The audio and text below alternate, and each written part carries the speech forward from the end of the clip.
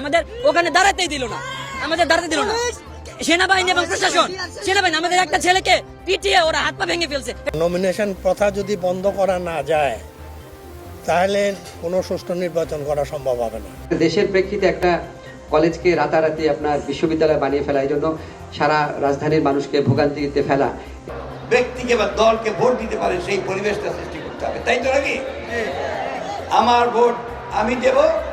আওয়ামী লীগকে জামাই আদর করে একটা নিয়মতান্ত্রিক প্রক্রিয়া করে তাদেরকে ফেরত নিয়ে আসার একটা নির্লক্ষ্য। একটা মন্ত্রী আসছিল না এক সময়, ওই টাকু কামরুল কইছে যে আমি তো নিউ মার্কেট থাকি না, আমার বিরুদ্ধে মামলা হইল কেন?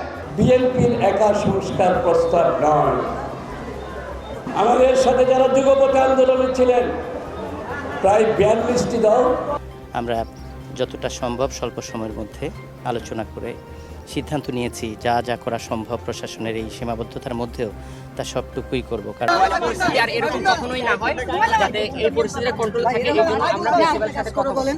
আর বাকি কি হয়েছে এটা তো আপনারা সামনে দেখেছেন। তিনি ওয়ান স্টপ সেবা শুশ্রূষার কথা বলেছেন। গত আন্দোলনে যারা আহত হয়েছেন তাদের জন্য সরকার এদিকে কাজ করছেন, আমি লক্ষ্য করছি। এটা একটা ভালো জিনিস। ফ্যাসিবাদী রেজিম হলো, এইটা ফ্যাসিবাদী ব্যবস্থা কায়েম করতে হলে সম্মতি উৎপাদন করতে হয়। এই সম্মতি উৎপাদনের কাজ করেছেন বাংলাদেশের বিশাল সংখ্যক সাংবাদিক। অন্তর্বর্তীকালীন সরকারের প্রধান উপদেষ্টাকে জানাতে চাই, আপনি উপদেষ্টা হয়তো নিয়োগ করবেন, কিন্তু একটু যাচাই বাছাইয়ের মনে হয় দরকার আছে। তাদেরকে নিয়ে যে একটা গণতদন্ত কমিশন করবার প্রয়োজন ছিল, সেই কমিশনটা এখনো করেন নাই। আমরা বারবার বলছি এবং এখনো অন্তর্বর্তীকালীন সরকারকে আহ্বান জানাচ্ছি। আবার কথা বলবো, তবু আপনারা দেশকে বাঁচানোর চেষ্টা করেন। এখনই আমেরিকান সিস্টেম আনার দরকার নাই। ওই কক্ষটকর নির্বাচনটাকে যতটা সরলীকরণ করা যায়, এটা হলো প্রথম কথা।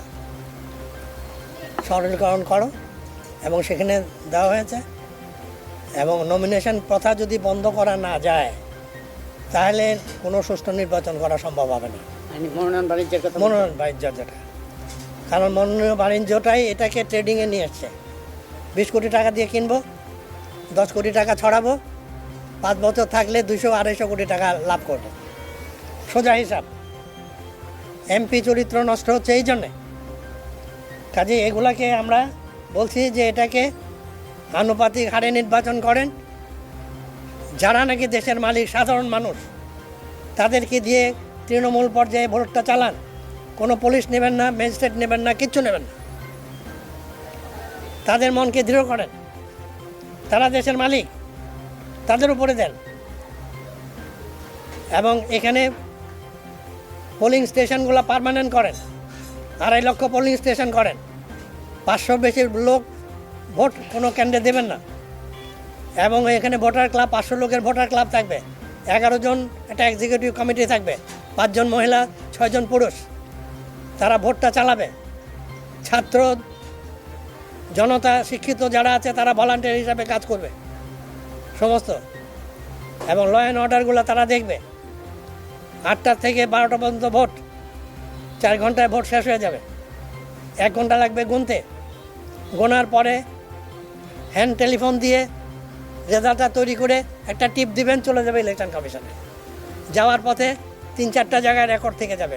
ইউনিয়ন পরিষদে একটা অফিস থাকবে, উপজেলাতে একটা অফিস থাকবে, ইলেকশন অফিসার আছে, ডিস্ট্রিক্টে ইলেকশন অফিসার আছে, ডিভিশনে ডেপুটি ইলেকশন কমিশনার আছে। উপদেষ্টা ওয়াহিদুদ্দিন মাহমুদ স্যার এবং আমি সেই আলোচনায় ছিলাম।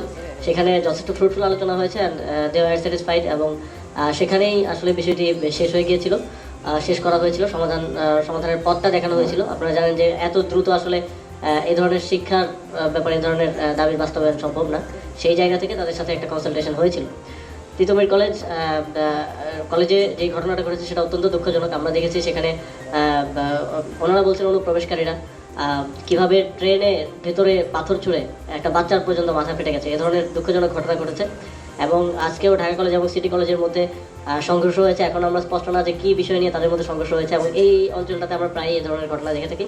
এক্ষেত্রে ছাত্রদের প্রতি আমাদের আহ্বান থাকবে যে কোনো প্রকার উস্কানির মধ্যে না পড়ে যেন আইনশৃঙ্খলা পরিস্থিতি বজায় রাখার ক্ষেত্রে আমাদের যে নাগরিক দায়িত্ব সেটা আমরা পালন করি, এই আহ্বানটা আমি জানাতে চাই। মাহফুজ একটু অ্যাড করো ওকে, যেহেতু প্রশ্ন। আমাদের যেটা দৃষ্টিভঙ্গি সেটা হচ্ছে যে ছাত্ররা বিশেষ করে এই আন্দোলনের নেতৃত্ব দিয়েছে এবং সাধারণ জনগণ সবাই মিলে একটা গণ অভ্যুত্থান সংগঠিত হয়েছে। ফলে ছাত্রদের ভিতরে এখনও অনেক ধরনের আকাঙ্ক্ষা আছে, দাবি দাওয়া আছে। দাবি দাওয়াগুলোর ক্ষেত্রে সরকার খুবই রিসেপটিভ, যে আসেন আপনারা কথা বলেন, কথা বলে এগুলো আপনারা চাইলে এটা সমাধান করতে পারি। সরকার এই ব্যাপারে খুবই রিসেপটিভ আছেন, ওপেন আছে, যে আসুক কথা বলেই তারপর এটা সমাধান করে। এবং অনেকগুলো বিষয় কিন্তু আমরা অলরেডি দেখেছেন যে এটা একটা সমাধানের জায়গাতে যাওয়া যায়। সরকার কথা শুনছে, সরকার খুবই বোনাফাইড ইন্টেনশনে কাজ করে যাচ্ছে। তো যারা আন্দোলন করছেন তাদের কাছে আমাদের একটা দাবি থাকবে, যেটা আসিফ বলেছে বা আমরা বারবার বলেছি, যে উস্কানি অথবা এক ধরনের যে নেগেটিভ এনার্জি আছে ওগুলো না করে বরং আপনারা সরকারের সাথে প্রপার চ্যানেলে আসেন, কথা বলেন এবং সরকার আপনাদেরকে শুনতে ইচ্ছুক এবং আপনারা সমাধানের দিকে এগিয়ে যান। এটাই আমরা ছাত্রদের কাছ থেকে প্রত্যাশা করবো। ছাত্ররা যেহেতু একটি গণ অভ্যুত্থান সফল করতে পেরেছে, ব্যক্তিকে বা দলকে ভোট দিতে পারে সেই পরিবেশটা সৃষ্টি করতে হবে, তাই তো নাকি? আমার ভোট আমি দেব যাকে খুশি, তাই না? কি আপনারা তো ভোট চান নাকি? সবাই ভোট দিতে চান? এই যে ছেলেরা যারা ভোট দিতে পারোনি, গত 3 টার্ম পারোনি না, ইলেকশন হয়েছিল, ভোট কেন্দ্রে যাওয়া যেত, আমরা ওই ভোটটা ফেরত চাই। আমার ছেলেরা তারা ভোট দিতে চায়। আমরা বুড়ো মানুষ যারা আছে আমাদেরও শেষ ভোটটা আমরা দিতে চাই, দিয়ে আমরা আমাদের প্রতিনিধি পছন্দ মতো প্রতিনিধি নির্বাচন করতে চাই। আমরা একটা সুন্দর বাংলাদেশ করতে চাই। আমরা একটা ঝগড়া মুক্ত, একটা বিবাদ মুক্ত, বিসম্বাদ মুক্ত বাংলাদেশ করতে চাই। প্রত্যেকবার নির্বাচন আসবে আর আমরা মারামারি কাটাকাটি করবো, এই নির্বাচন চাই না। এই জন্যই আমরা কেয়ারটেকার গভর্নমেন্ট সিস্টেম দিয়েছিলাম। দেশনেত্রী বেগম খালেদা জিয়া আরে যা কিছু দিয়েছে এই দেশকে তো বিএনপি দিয়েছে। এখন বিএনপিকে আবার ধৈর্য ধরে এগোতে হবে।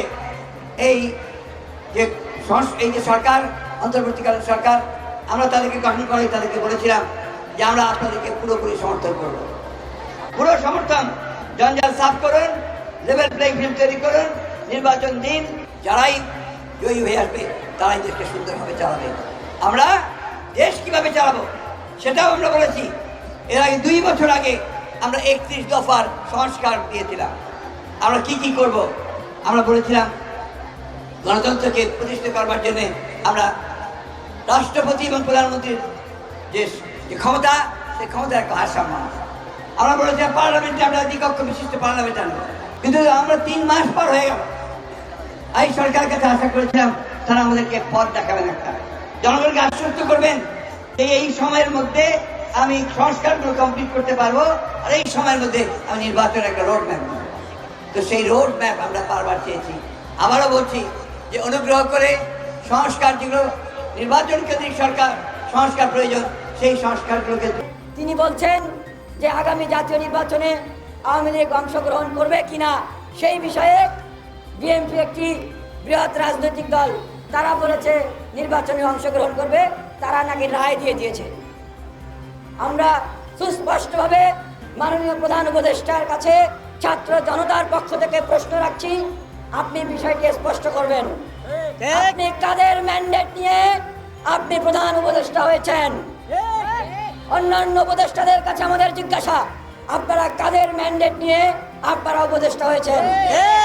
আপনাদের ম্যান্ডেট যদি হয়ে থাকে, এই যে হাজার হাজার ছাত্র জনতা যারা জীবন দিয়েছে, আপনাদের ম্যান্ডেট যদি হয়ে থাকে, এই যে হাজার হাজার ছাত্র জনতা যারা আহত হয়েছে, এবং এখনো এই অন্তর্বর্তীকালীন সরকারকে সফল করার জন্য, অন্তর্বর্তীকালীন সরকারের উপর কোনো আঘাত আসলে মোকাবেলা করার জন্য এখনো যারা জীবন দিতে, রক্ত দিতে প্রস্তুত আছে, যদি তাদের ম্যান্ডেট নিয়ে আপনারা দায়িত্ব নিয়ে থাকেন এবং দায়িত্ব কার্যক্রম চালিয়ে যাচ্ছেন বলে মনে করেন, তবে শুনে রাখেন, এই শহীদদের ম্যান্ডেট হচ্ছে আওয়ামী লীগ সহ গণহত্যাকারী এবং তাদের দোসররা আগামী নির্বাচনে অংশগ্রহণ করতে পারবে না। অথচ আমাদেরকে শুনতে হচ্ছে আগামী নির্বাচনে আওয়ামী লীগ ফেরত আসবে। যদি এরকম কথা বলা হয়, আমরা বলবো যে এটি হচ্ছে আওয়ামী লীগকে জামাই আদর করে একটা নিয়মতান্ত্রিক প্রক্রিয়া করে তাদেরকে ফেরত নিয়ে আসার একটা নীল নকশা। আপনারা কাউকে ভয় পাবেন না। আমরা জিজ্ঞাসা করতে চাই, আপনাদের পিছনে কি কেউ বন্দুক ধরে রেখেছে? আপনারা আমাদেরকে বলবেন, দেশি বিদেশি বাংলাদেশের স্বার্থের বিরুদ্ধে গিয়ে কাজ করে এরকম কোন শক্তি কি আপনাদের পিছনে বন্দুক বা ছুরি ধরে রেখেছে? আসিফ মাহমুদ, নাহিদ ইসলাম, আপনাদের পিছনে যদি বন্দুক ধরে রাখে, আমরা জানি আপনারা সেই মৃত্যুর পরোয়া করেন না। একটা মন্ত্রী আসছিল না এক সময়, ওই টাক্কু কামরুল কইছে যে আমি তো নিউ মার্কেট থাকি না, আমার বিরুদ্ধে মামলা হইল কেন? টাক্কু কামরুল ওই সময় মনে আসছিল না? এই রফিকুল আলম মজনুকে শত শত মামলা দিয়েছেন, হাইকোর্ট নির্দেশ দিয়েছিল, মজনু অসুস্থ ছিল জেলখানায়, আর কোন পুরাতন মামলায় মজনুকে জেলখানা থেকে বের হলে গেটে গ্রেফতার করা যাবে না। কিন্তু বারবার প্রতি মাসে যখনই আমরা তার জামিন দিয়েছি, জেলখানার গেটে সে এসেছে, আবার পুরাতন আরেকটা মামলা দিয়ে তারে গ্রেফতার করছিল। কামরুল মনে আসছিল না? ভুয়া ভুয়া ভুয়া ভুয়া হাসিনা ভুয়া, প্লিজ, হাসিনা ভুয়া, ওবায়দুল কাদের ভুয়া, কামরুল ভুয়া। শেখ হাসিনার লজ্জা শরম নাই, লজ্জা শরম নাই। 15ই আগস্ট কিভাবে তাদের পরিণতি হয়েছিল আমরা জানি। 5ই আগস্ট শেখ হাসিনা, তুমি গর্বের, এই বাবাই, তুমি গর্বের সাথে আমাদের নেত্রী বেগম খালেদা জিয়ার ক্যান্টনমেন্টের বাড়ি একদিনে তুমি ভেঙে গুড়িয়ে দিয়েছিলাম। আর 5ই আগস্টে এই দেশের জনগণ তোমার বাড়ি খুলে দিয়েছে। শুধু তাই না, এক কাপড়ে তুমি পালাইছো। বিএনপির একা সংস্কার প্রস্তাব নয়, আমাদের সাথে যারা যুগপথ আন্দোলনে ছিলেন প্রায় 42টি দল, এখন আরো অনেকে যুক্ত হয়েছেন, প্রায় 50টি দল 31 দফা সংস্কারের পক্ষে কাজ করে যাচ্ছে। সুতরাং যারা সংস্কারের কথা এখন বলছেন, আমরা আপনাদেরকে সহায়তা করব, যে সংস্কারগুলোতে ঐক্যমত হবে। আমি কথাটা কিন্তু আবার রিপিট করছি, যে সংস্কারগুলোতে জাতীয় ঐক্যমত হবে, অতি সত্বর সেই সংস্কারগুলো করে ফেলে নির্বাচনের দিকে যেতে হবে। অন্তর্বর্তীকালীন সরকারের অধীনে সংস্কারে আমি তো বলেছি আমরা সহযোগিতা করব, কিন্তু যেখানে ঐক্যমত হবে। কিন্তু বিএনপি এবং আমাদের সাথে যারা রাজপথে যুক্ত করেছে প্রায় 50 দল, আমাদের সিদ্ধান্তে অটল থাকব। এখন সংস্কার কি হয় না হয় সেটা আমরা দেখব, বলে ভালো। কিন্তু আমরা কিন্তু প্রতিজ্ঞাবদ্ধ, আগামী দিনে নির্বাচনের পরে জনগণ যদি আমাদেরকে রায় দেয়, তারেক রহমান সাহেব জাতীয় সরকার গঠনের ঘোষণা দিয়েছে এবং সেই জাতীয় সরকার 31 দফা সংস্কার বাস্তবায়ন করবে। সুতরাং এখন সংস্কার কি হবে আমরা অপেক্ষা করছি, দেখছি, সহায়তা করব, কিন্তু আমরা কিন্তু 31 দফা সংস্কার বাস্তবায়ন করব জাতীয় সরকারের মাধ্যমে। সুতরাং আমরা একসাথে সংস্কার প্রস্তাব তৈরি করেছি 31 দফা, আমরা জাতীয় সরকার গঠন করে 31 দফা বাস্তবায়ন করব। সুতরাং সংস্কারের ব্যাপারে বিএনপি এবং আমাদের সাথে যারা যুগপথ আন্দোলন করেছে, আমাদের কিন্তু সংস্কারে জাতির কাছে যে প্রতিজ্ঞা করেছি, পরিপূর্ণভাবে 31 দফার সংস্কার আমরা বাস্তবায়ন করবো ইনশাআল্লাহ। সেই সংস্কারগুলো আগামী বাংলাদেশে, নতুন বাংলাদেশের মানুষের মনোজগতে যে সংস্কারের চিন্তা করছে, 31 দফার মধ্যে সব সংস্কার আছে, আমরা সেটা বাস্তবায়ন করে এবং আমরা যতটা সম্ভব স্বল্প সময়ের মধ্যে আলোচনা করে সিদ্ধান্ত নিয়েছি যা যা করা সম্ভব প্রশাসনের এই সীমাবদ্ধতার মধ্যেও তা সবটুকুই করব, কারণ এটা আসলে দাবি হিসেবে গ্রহণ করিনি আমি। এটা আমার নিজেরও দাবি। আমারও সন্তান আছে, এই মৃত্যুটি অন্যের সন্তানের হয়েছে, আমার সন্তানের হয়নি, এমন ভাববার মতো দায়িত্ব জ্ঞানহীন অভিভাবক হতে চাই না। তো সে কারণে আসলে এটা চাপ দেওয়ার কিছু নেই। আমরা প্রশাসনের পক্ষ থেকেই চাপ অনুভব করি। আপনারা জানেন 24-এর গণ অভ্যুত্থানের পর একটা ভয়াবহ, দুঃসহ এবং সকলের জন্য যন্ত্রণাদায়ক একটা পরিস্থিতি থেকে মুক্ত আমরা হয়েছি, কিন্তু আমাদের টোটাল এই শৃঙ্খলার যে জায়গাটা, এটা পুনরুদ্ধার করতে সময় লাগছে। রাষ্ট্রীয় পর্যায়ে যেমন লাগছে, বিশ্ববিদ্যালয় পর্যায়েও লাগছে। তো সে কারণে আমরা যা যা করবার কথা নিশ্চয়ই সেটা করতে পারছি না, কিন্তু আমাদের সীমিত সামর্থ্যের মধ্যে যেটুকু করা প্রয়োজন এবং যেটুকু করার সাধ্য আছে সেটুকু আমরা করার চেষ্টা করছি। অন্তত সফলতার দিক থেকে আমরা জানি না, যারা দেখছেন তারা বলবেন, কিন্তু আমাদের সদিচ্ছার যে জায়গাটা সেটা অন্তত দাবি করে বলতে পারি যে আমাদের ইচ্ছা আছে করবার।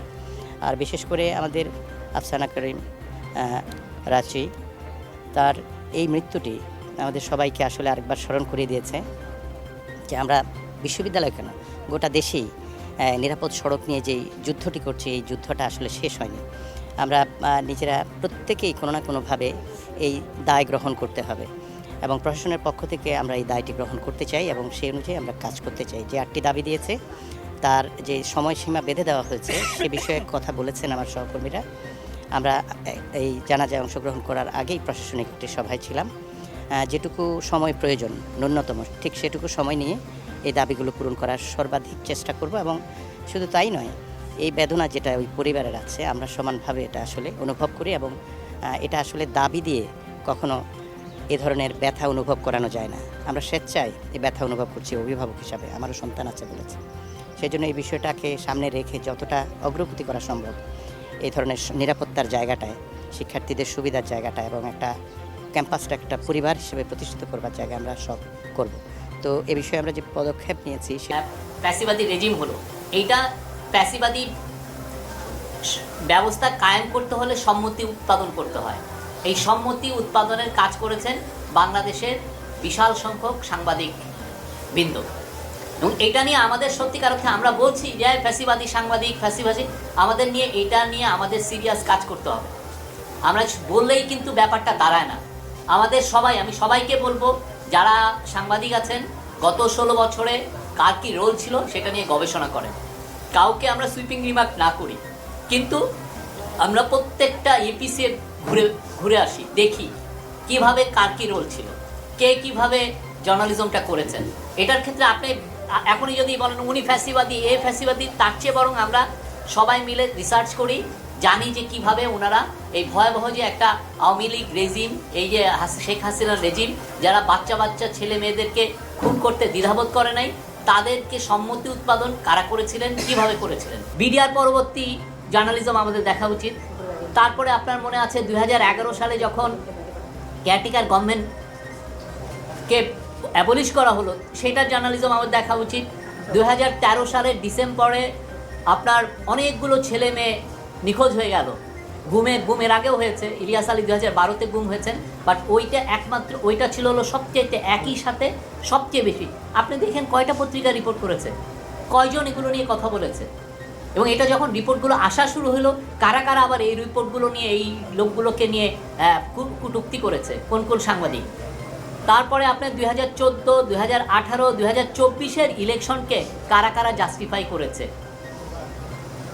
ভয়াবহ রকমের, এবং তারা দেখাতে চেয়েছে যে এইগুলো লেজিটিমেট ইলেকশন এবং এই লেজিটিমেট ইলেকশনের পিছনে তারা ভয়াবহভাবে সাপোর্ট দিয়েছে। জানুয়ারি মার্চে 2015 সালে যে অগ্নি সন্ত্রাসের কথা বলা হলো, এটা কারা করলো, কিভাবে করলো, এবং ওই সময় আপনার জার্নালিজমটা আবার আমাদের রিভিজিট করা উচিত। আমাদের জানা উচিত আসলে ঘটনাগুলো কি হয়েছিল, কারা ইনভলভ ছিল, কেন ওইটার মাধ্যমে পুরো অপোজিশনের পলিটিক্সটাকে ডিলেজিটিমাইজ করা হয়েছিল। পুরো অপোজিশনের তাদেরকে নিয়ে যে একটা গণতদন্ত কমিশন করবার প্রয়োজন ছিল, সেই কমিশনটা এখনো করেন নাই। আমরা বারবার বলছি এবং এখনো অন্তর্বর্তীকালীন সরকারকে আহ্বান জানাচ্ছি যে আপনারা 1 নম্বর কাজটা করতে যদি ভুল করেন এবং বিলম্ব করেন, তাহলে আরও পরের অনেক কাজগুলো বিলম্বিত হবে এবং আপনাদের এই ভুলের ধারাবাহিকতা এই মনসুন আপরাইজিংকে, এই বাংলা বসন্তকে ক্ষতিগ্রস্ত করবে। কারা জীবন দিয়ে লক্ষ লক্ষ তরুণ তরুণী ও 6 কোটি তরুণ তরুণী সারা বাংলাদেশে কিভাবে মিছিল, স্লোগান আর রক্তাক্ত ইতিহাস তৈরি করে হাসিনার মতো একটা ফ্যাসিবাদী হিটলারকে বাংলাদেশ থেকে বিতাড়িত করতে বাধ্য করেছে। তাই আমরা বলছি, শুধু আহত নিহত পরিবার না, শত শত মানুষের লাশ এখনো খুঁজে পাওয়া যায় নাই। রায়ের বাজার বদ্ধভূমিতে এবং জুরাইনের কবরস্থান থেকে শুরু করে বিভিন্ন জায়গায় আমরা দেখেছি শত শত লাশকে বিভিন্ন মেডিকেল কলেজের মর্গ থেকে এনে গণকবরে দাফন করা হয়েছে। সেই মানুষগুলোর পরিচয়, নাম, ঠিকানা এখন পর্যন্ত পাওয়া যায় নাই। তাই আজকের এই সমাবেশ থেকে আমরা জোর দাবি জানাচ্ছি অন্তর্বর্তীকালীন সরকারকে যে আপনারা গণশুনানির আদলে বাংলাদেশের সংসদ ভবনের যে খালি কক্ষগুলো আছে সেখানে এই গণতদন্ত কমিশনের আয়োজন করেন, যেখানে বাংলাদেশের মানবাধিকার কর্মী, আইনজীবী, ডাক্তার, ফরেন্সিক এভিডেন্স নিয়ে যারা কাজ করেন, লাশ মর্গ নিয়ে যারা কাজ করেন, সাবেক সেনা এবং পুলিশ কর্মকর্তা যারা আছেন, রাজনৈতিক কর্মী আছেন, তাদের সবাইকে নিয়ে প্যানেল করেন। বাংলাদেশের নাগরিকরা যেন নিবন্ধন করে এসে তাদের গণ অভ্যুত্থানের গল্পটা সেখানে এসে বলতে পারে, কারণ এই গল্পটাই হচ্ছে আগামী দিনের বাংলাদেশ গড়বার গল্প। যদি এটা না করেন তাহলে আমরা দেখব যে ৭১-এর যুদ্ধের পরে যেভাবে আওয়ামী লীগ মুক্তিযুদ্ধ নিয়ে ব্যবসা করেছে, এই গণ অভ্যুত্থানের শহীদ, আহত, নিহত এবং প্রতিবন্ধী মানুষদেরকে নিয়েও কয়েকদিন পরে বিভিন্ন রাজনৈতিক দল ব্যবসা করবে। এই ব্যবসা শুরু হয়েছে, এই ব্যবসা বন্ধ করবার একমাত্র উপায় হচ্ছে এটাকে স্বচ্ছ, জবাবদিহিতামূলক উপায়ে বিচারের মুখোমুখি করা। আওয়ামী লীগের কোন কোন নেতা, জাতীয় পার্টি এবং 14 দলের কারা কারা সেই কারফিউ ঘোষণার আগে আমরা এক পরিবার, কেউ কারো শত্রু হব না, বললেন প্রধান উপদেষ্টা। নতুন বাংলাদেশকে সবাই ঐক্যবদ্ধ থাকার আহ্বান জানিয়ে অন্তর্বর্তী সরকারের প্রধান উপদেষ্টা ডক্টর মোহাম্মদ ইউনূস বলেছেন, এই নতুন দেশ আমাদের দায়িত্ব সব মানুষের একটি বৃহত্তর পরিবারের বন্ধনে আবদ্ধ করা। বৃহস্পতিবার সন্ত্রাস বাহিনী দিবস উপলক্ষে ঢাকার সেনাবাহিনী নিবাসে খেতাবপ্রাপ্ত বীর মুক্তিযোদ্ধা ও তাদের উত্তরাধিকার সম্বর্ধনা অনুষ্ঠানে অংশ নিয়ে তিনি এ আহ্বান জানান। প্রধান উপদেষ্টা 5ই আগস্ট ছাত্র জনতার বিপ্লবের মধ্য দিয়ে আমরা এক নতুন বাংলাদেশের সূচনা করেছি। এই নতুন দেশে আমাদের দায়িত্ব সব মানুষকে একটি বৃহত্তর পরিবারে বন্ধনে আবদ্ধ করা। পরিবারের মতভেদ থাকবে, কিন্তু আমাদের কেউ শত্রু হবে না। তিনি বলেন, কেউ তার মতের জন্য শত্রু মনে করবে না, কেউ ধর্মের কারণে শত্রু মনে করব না, আমরা সবাই সমান, কেউ কারো উপরে না, কেউ কারো নিচে না। এই ধারণায় আমাদের জাতীয় নির্বাচন প্রতিষ্ঠিত করতে চাই। তিনি বলেন, বৈষম্যহীন, শোষণহীন, কল্যাণময়, মুক্ত বাতাসে রাষ্ট্র যে স্বপ্ন নিয়ে মুক্তিযোদ্ধারা দেশ স্বাধীন করেছিলেন, তাদের সেই স্বপ্নে পূরণের অঙ্গীকারবদ্ধ। আমরা সেই এখন থেকে বাংলাদেশে এমনভাবে গড়তে চাই যেন বাংলাদেশের জনগণ সত্যিকার অর্থে সব ক্ষমতার উৎস হয়, বাংলাদেশ বিশ্ব দরবারের একটি মানবিক ও কল্যাণকর রাষ্ট্র হিসাবে সমৃদ্ধ হয়। সব রাষ্ট্রের সঙ্গে বাংলাদেশের বন্ধুত্ব বজায় রাখবে বলে জানিয়েছেন অধ্যাপক ইউনূস। আমরা সব রাষ্ট্রের সঙ্গে বন্ধুত্ব বজায় রাখবো। আমাদের পররাষ্ট্র নীতির ভিত্তি হবে পারস্পরিক সমান আস্থা, বিশ্বাস ও সহযোগিতা। তিনি বলেন, জলবায়ু সংকট মোকাবেলায়, বৈদেশিক শান্তি, অর্থনৈতিক সহিংসর কারণে আমাদের একত্রে কাজ করতে হবে। তাই বিশ্বের সাথে তাল মিলিয়ে এগিয়ে যেতে হবে। তরুণদের সৃজনশীলতার বিকাশের উপর গুরুত্ব আরোপ করে বলেন ডক্টর ইউনূস, তরুণ সমাজের সীমাবদ্ধ থাকা সত্ত্বেও যেন মেধার ভিত্তিতে ন্যায় সৃজনশীলতার বিকাশ ঘটিয়ে দেশ গঠনে অবদান রাখতে পারে, সেই পরিবেশ নিশ্চিত করতে হবে। এর আগে ঢাকা সেনা নিবাসের শিখা অনিবার্য শ্রদ্ধা নিবেদন করেন প্রধান উপদেষ্টা। পরে সম্বর্ধনা অনুষ্ঠানের আগে সেনানিবাসের স্বরাষ্ট্র বাহিনী বিভাগের প্রধান উপদেষ্টার কার্যালয়ে অধ্যাপক ইউনূস সৌজন্য সাক্ষাৎ ও 3 বাহিনীর প্রদান করেন। এতক্ষণ আমাদের সাথে থাকার জন্য ধন্যবাদ। পরবর্তী আপডেট পেতে আমাদের চ্যানেলটি সাবস্ক্রাইব করে পাশে থাকা বেল আইকনটি বাজিয়ে রাখুন।